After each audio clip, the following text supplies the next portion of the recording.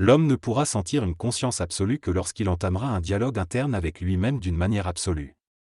Cela signifie être pleinement présent dans son mental, capable de comprendre ce qui s'y manifeste et de l'utiliser dans sa parole. Lorsqu'il y a une relation directe entre la pensée et la parole, il peut commencer à vivre une conscience absolue où son mental est au service de l'expression extérieure.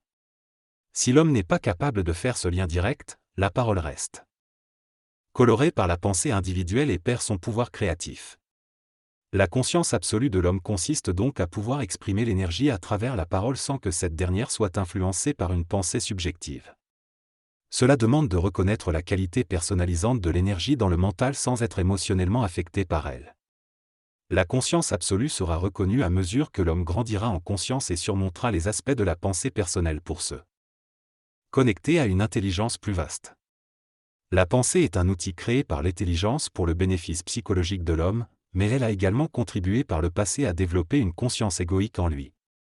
Cependant, lorsque l'homme atteint une conscience absolue, cette conscience égoïque change.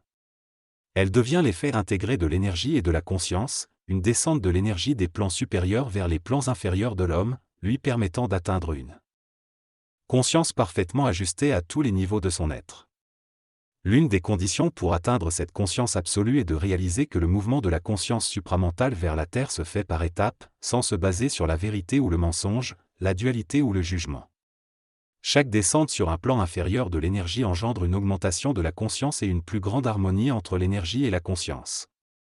Cela nécessite que certaines parties de la conscience disparaissent au profit de cette harmonisation, notamment l'aspect émotif qui est imprégné dans le mental de l'homme par l'énergie qui passe par la forme et crée une relation spirituelle avec l'invisible. C'est à ce stade que se joue le rôle de la conscience supramentale et que l'homme conquiert une conscience plus élevée. Il abandonne sa relation personnelle avec l'invisible et ses pensées qui l'enfermaient dans une dualité entre le bas et le haut. En se libérant de cette relation, elle devient sensible à l'agressivité de l'énergie qui semblait contrôler sa vie et remettre en question sa liberté d'action. C'est à ce moment-là qu'il commence à réagir et à prendre conscience d'un autre aspect de sa conscience, renversant ainsi le rôle antérieur de la conscience personnalisante. En enlevant à sa conscience personnalisante la fonction de l'instruire ou de l'orienter, l'homme développe une volonté et une lucidité plus grandes. Petit à petit, il se rapproche de la conscience absolue, résultat de la parfaite harmonie entre l'énergie et l'ego, sans le besoin des pensées qui le reliaient autrefois à l'invisible. À ce stade, l'homme entre dans une nouvelle phase de son évolution qui met fin à son initiation. Il n'est plus instruit, mais capable d'instruire, plus transformé, mais capable de transformer. Il ne subit plus l'impression pour son évolution, mais crée l'impression pour l'évolution du monde.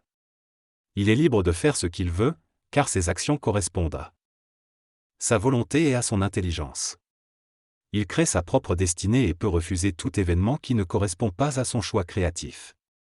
L'homme évolue vers une nouvelle conscience, la conscience absolue, qui est le dernier aspect de son initiation.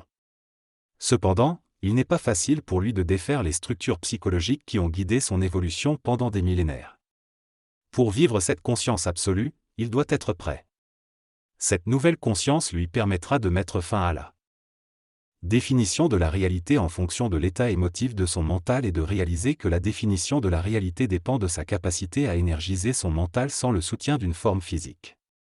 Cette nouvelle conscience contribuera également à redéfinir la réalité scientifique et permettra à l'homme de s'impliquer directement dans les différentes formes d'expression de l'énergie.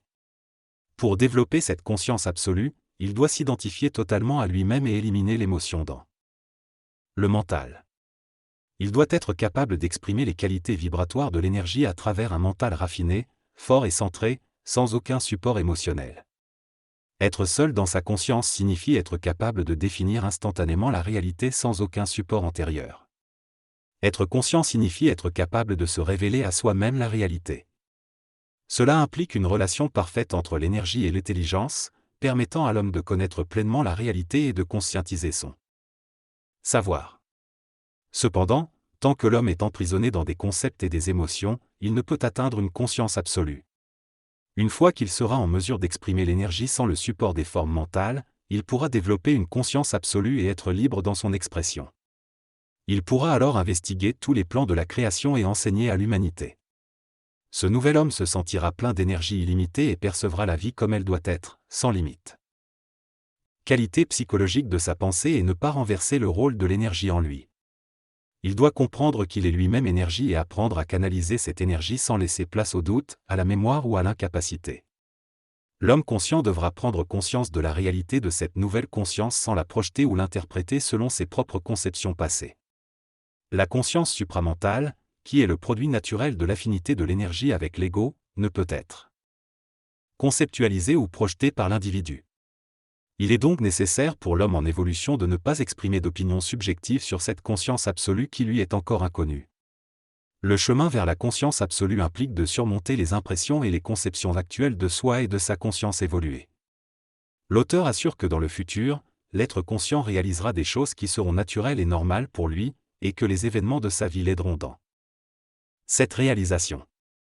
En fin de compte, l'évolution vers la conscience absolue demande à l'homme de lutter contre ses conceptions involutives de lui-même et de sa conscience, en affrontant la couleur subjective que ses pensées donnent à l'énergie.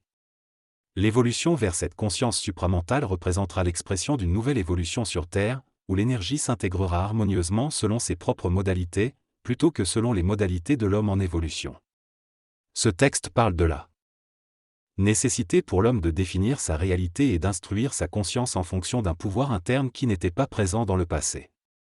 Selon l'auteur, la communication télépathique entre l'homme et d'autres plans ne peut pas lui enseigner la réalité future de son incarnation ou de sa conscience, car cette nouvelle conscience fait partie d'un ordre nouveau et n'a aucune connexion avec le passé. L'auteur soutient que l'homme doit être seul dans sa capacité à exprimer la réalité et découvrir la solitude de l'être supraconcis, qui est simplement l'expression de sa singularité.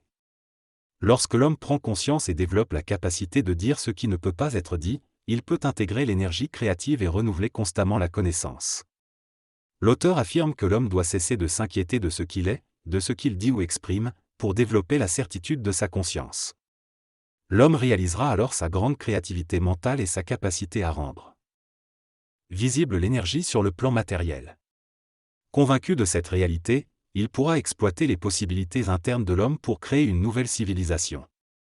L'homme nouveau pourra se dissocier des aspects existentiels de son origine et ne dépendra plus des mécanismes psychologiques pour comprendre sa création.